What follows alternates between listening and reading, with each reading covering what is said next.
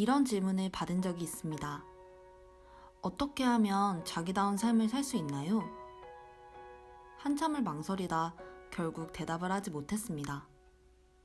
오랫동안 그 질문을 곱씹어 보았습니다.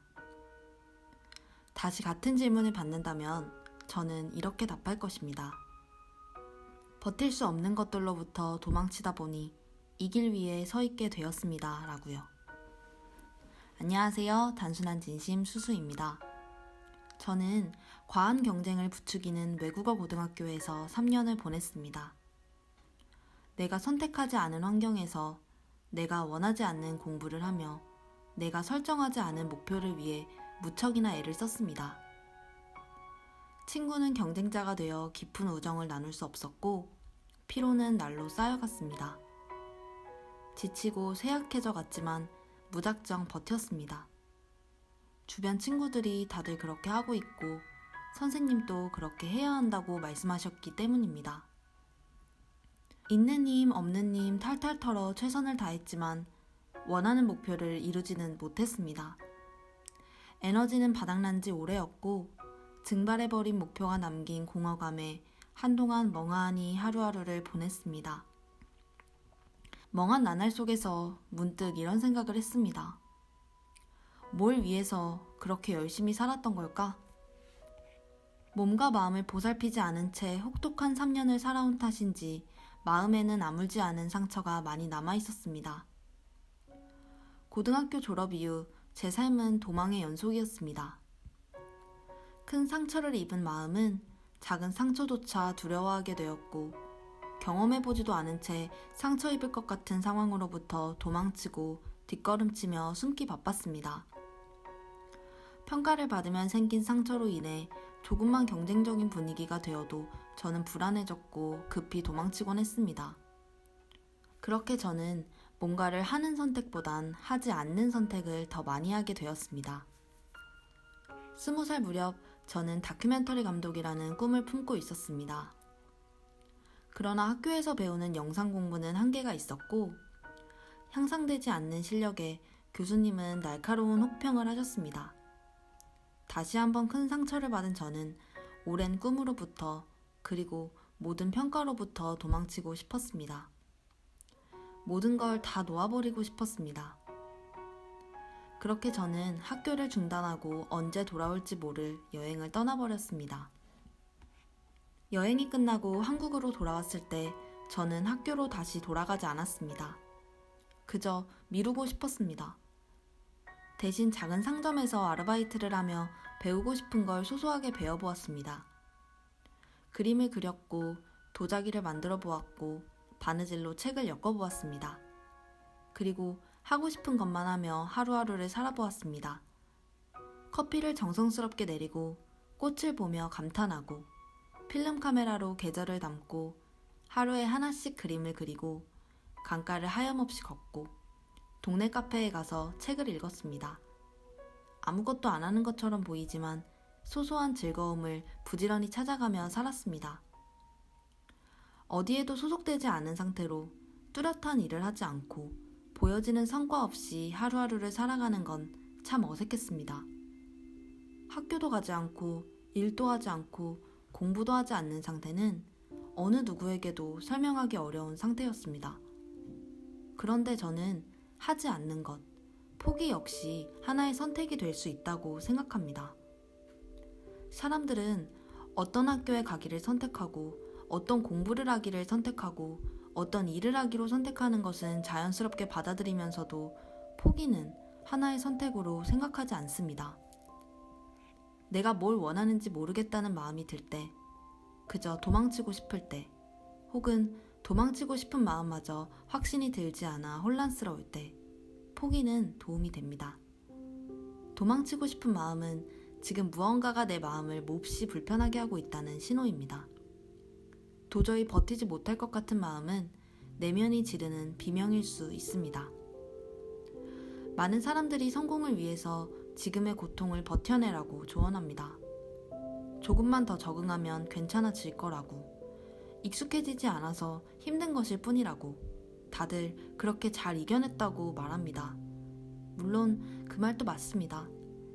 꾸준히 노력하고 버텨내서 해내고 싶은 일을 해내는 것, 정말 멋진 일입니다. 그러나 한편으로 저는 묻고 싶습니다. 지금 당신이 버티고 있는 일이 당신에게 버틸 만한 가치가 있는 일인지, 혹시 내면이 지르는 비명을 외면하면서까지 버티고 있는 것은 아닌지 묻고 싶습니다. 저는 끈기의 가치를 부정하지 않습니다. 다만 포기라는 선택에 대해서 조금 다른 관점으로 이야기해보고 싶습니다. 도망치는 것, 포기하는 것, 하지 않는 것에 대해 이야기해보고 싶습니다. 이 선택이 늘 옳은 것은 아니지만 하나의 선택으로 존재한다는 것을 말하고 싶습니다. 도망치는 건 부끄럽지만 도움이 된다. 헝가리 속담이자 한 일본 드라마의 제목입니다. 저는 살면서 많은 것이 불편했고 그 불편함에 하지 않음으로 진실되게 반응했습니다. 저는 남들이 보면 이해할 수 없는 선택들을 해왔습니다. 열심히 공부해서 대학교에 입학했지만 졸업하지 않고 자퇴했습니다. 듣고 싶지 않은 수업을 듣지 않기로 선택했기 때문입니다. 학교를 졸업하기 위해 흥미를 느끼지 않는 수업에 억지로 시간과 에너지를 써야 한다는 것이 불편하게 느껴졌습니다. 내가 선택한 배움에 집중하고 싶었습니다. 고등학생 때 그러했던 것처럼 무작정 버텨내서 괜찮은 성적을 받을 수 있었지만 더 이상 제가 선택하지 않은 공부에 삶을 낭비하고 싶지 않았습니다. 그렇게 대책 없는 자퇴생이 되었습니다. 북바인딩 공작소 완영늘보시를 꾸려가면서도 저는 경쟁하지 않고 나무늘보처럼 느리게 성장했습니다. 돈이 되는 기회들이 주어져도 저를 피로하게 만들 것 같다는 판단이 되면 고민 없이 거절했습니다. 하지 않는 선택은 부끄럽기도 했지만 제게 도움이 되었습니다. 왜냐하면 도망치기만 하지 않았기 때문입니다. 도망치는 과정은 사회가 입혀놓은 옷을 직접 벗겨내는 과정이었습니다. 불편한 옷을 다 벗고 나니 그제서야 내게 맞는 옷을 찾기 시작했습니다. 불편함에 예민하게 반응하다 보니 내가 무엇을 원하는지, 나는 어떤 속도를 지닌 사람인지, 나는 어떤 방식으로 세상을 바라보는지 꼼꼼하게 탐구할 수 있었습니다. 저는 자주 멈추며 느리게 돌아 나만의 길을 걷기 시작했습니다.